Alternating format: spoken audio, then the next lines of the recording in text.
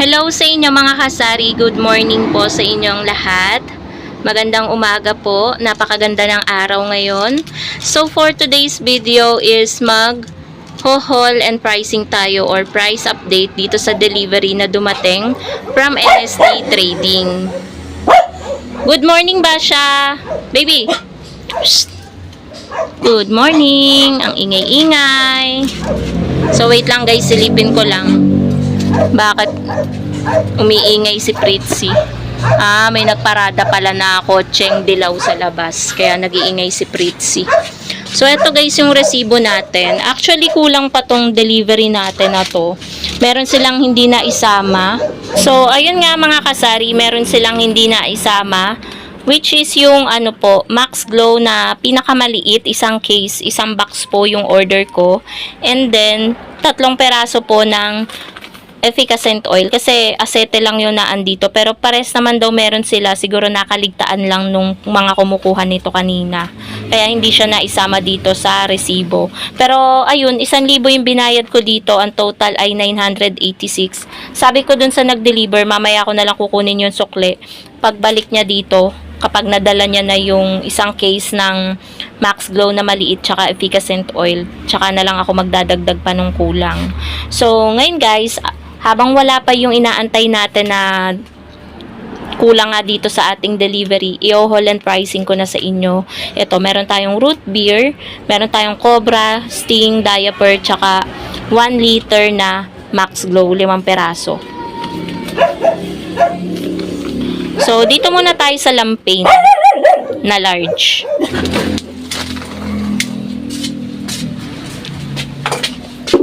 Ayan guys. Meron nang bumili ng isang kahang Camel. Ayun siya. Kakalabas lang. So, kinuha ko yung upuan para makapag-vlog tayo ng maayos. Dito tayo sa diaper na large. Ayan. 15 plus 1 po yan. Yan yung ino-order ko lagi. At ang puhunan po niyan ay 99.91. Divide po natin sa 15. So, ayan po yung puhunan niya, 6.66. Ang bantahan ko po ng diaper is 9 pesos. Kasi, kung i-round up mo, 7 pesos na, may 2 pesos tayo sa isang peraso. Tapos guys, alam nyo ba, yung Cobra tsaka Sting ko dito ay ginawa ko ng 22, ang bentahan ko same. Kasi, napansin ko na ang liit-liit ng tubo natin at sa ibang tindahan, 25 naman yan. So, ginawa ko ng 22. So, wala namang reklamo yung mga customer natin. Yun, bili pa rin sila ng bili ng Cobra at Sting. So, ang Sting kasi guys, mas mahal ng konti sa Cobra. Ang Sting, 193. Ayan po siya. Ayan. Tapos, yung Cobra naman, dahil dalawa to, 380 yun nandito. Ayan siya. 190. So, yung puhunan ng Cobra, divided by 12, is 15.83. 22 yung bentahan natin, kaya may tubo po tayo na 6.16. So, 6 pesos po ang tubo natin per bottle. So, okay na okay yung tubo natin ngayon guys, nung ginawa nating 22. Wait lang guys, ang ingay. Ayun guys, wala nang batang umiiyak. So, sa Sting naman tayo guys, 193 divided by 12. So, 16.08 na po yung puhunan niya. So, 22 bentahan natin, may tubo po tayo na 5.91 sa per bottle ng Sting. Tapos, sa root beer naman po mga kasari, ang puhunan ng root beer, 15 pesos lang ang bentahan ko po niyan. Ang puhunan is 115. So, 115 divided by 12, ayan po yung puhunan ng Sting, Sting root beer. So, 15 times 12 minus 115, malaki po yung tubo natin sa root beer. 65 pesos po ang tubo natin dito sa isang dosena. So, ayan po yung bentahan ko niyang mga ano na yan. Tapos guys, itong 1 liter na Max Glow, 5 peraso yan. Ang puhunan po ng Max Glow na 1 liter ay 29.58. Ang bentahan ko po ay 40. Sa ibang tindahan po, ito ay 45. 'Di ba? So, 40 minus 29.58. 10.42 po ang puhunan natin sa isa nito. Ayan.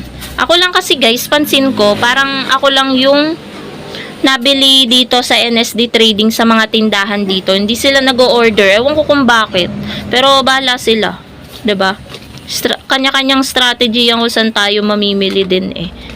Kasi ako naghahanap talaga ako mga kasari na murang mabibilhan ng paninda para mura ko din na ibebenta kay customer. So antayin na lang natin guys yung isang case ng Max Glow na maliit tsaka efficacent oil. May asete pala dito, ayan. Yung asete bentahan ko guys ay 25, 25 ml to. So puhunan ng asete is 16.83. So 25 minus 16.83. Ang tubo po natin sa asete ay 8 pesos. Yan po ang tubo natin, 'di ba? Pero mura na 'yun, guys. Mura na 'yan kasi sa iba magkano bentahan nila niyan.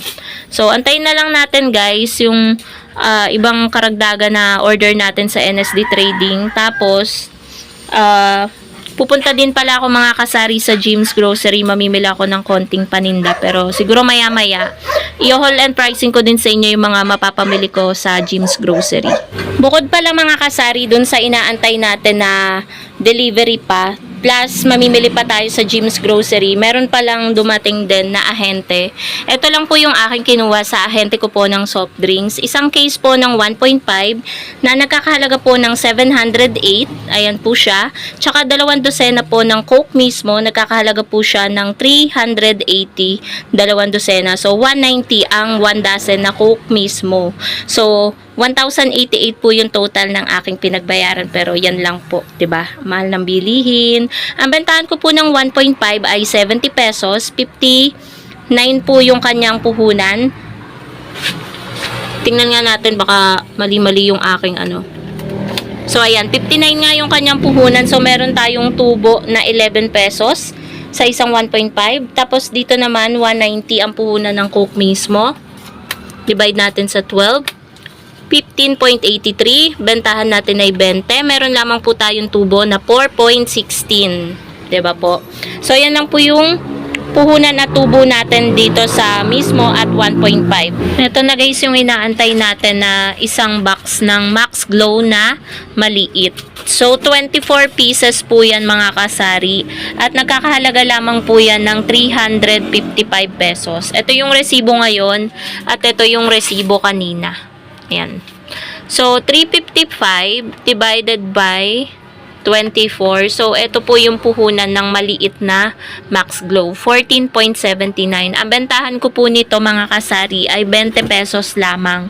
Ito, sa mga talipapa dyan sa labas ay 25. So, diba actually, pwede ko silang bentahan nito. Bentahan pa rin nila ay 25. So, may tubo pa rin ako kung 20 ko ibebenta sa kanila ito.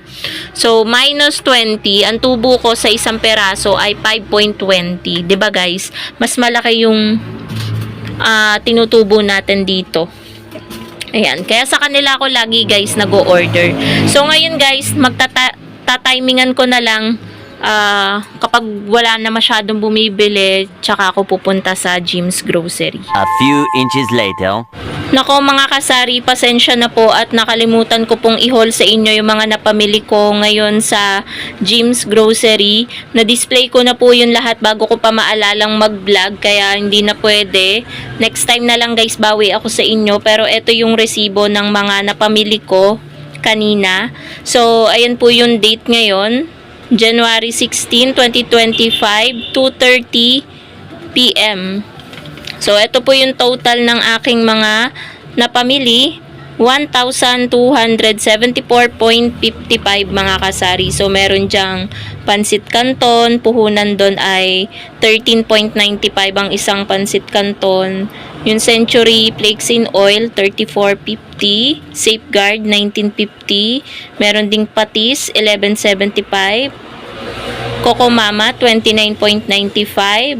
Bear Brand, 11.25. Meron ding kape, ayan, Great Taste Choco, 12.50. Ang Nescafe Creamy White, 13. Tsaka mga sardinas, ayan, 24.25. So, halos 25 na yung puhunan ng mga sardinas, meatloaf, ayan, sabon, oyster sauce, fudgy bar, skyflakes, at bingo. Yung aking mga napamili. Pasensya na mga kasari at talagang nakalimutan ko talagang i-haul sa inyo. Pagka-uwi ko kasi medyo natagalan ako, dinisplay ko na agad kasi si mother guys ay lumabas na rin. Tapos ito si Basha, pinalabas ko na rin. Kaya ayun, nawala sa isip ko na kailangan ko palang i-vlog yung mga napamili ko. So ito naman guys, lahat yung aking mga napamili.